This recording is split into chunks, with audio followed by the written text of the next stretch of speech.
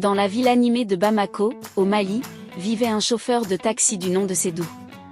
Sédou était connu pour sa gentillesse et son sourire toujours présent. Chaque matin, il priait pour une journée sans incident et pour la sécurité de sa famille. Un jour, alors qu'il roulait dans les rues de la ville, Sédou prit à bord 3 hommes qui semblaient pressés. Ils lui demandèrent de les emmener dans un quartier éloigné et sombre de la ville.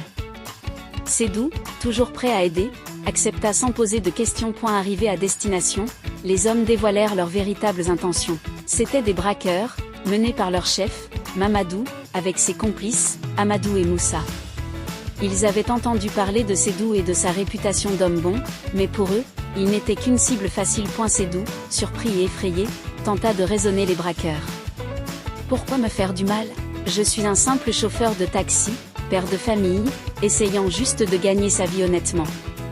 Mamadou, hésitant un instant, répondit, « Nous n'avons rien contre toi personnellement, Sédou, mais nous avons besoin de ton argent et de ton taxi pour notre prochaine opération. » Sédou, dans un ultime élan de courage, leur dit, « Prenez ce que vous voulez, mais épargnez ma vie. Je suis prêt à tout pour ma famille. » Les braqueurs fouillèrent le taxi et prirent l'argent que Sédou avait gagné cette journée-là. Mais au moment où Mamadou s'apprêtait à tirer, quelque chose en lui changea.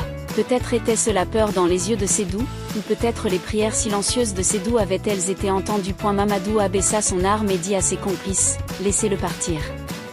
Il n'a rien fait pour mériter ça. » Amadou et Moussa, surpris mais respectant la décision de leur chef, se retirèrent.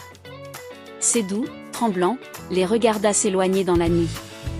Il remercia Mamadou d'un signe de tête et quitta précipitamment les lieux. Le lendemain, Sédou retourna à son travail, plus reconnaissant que jamais pour chaque instant de sa vie.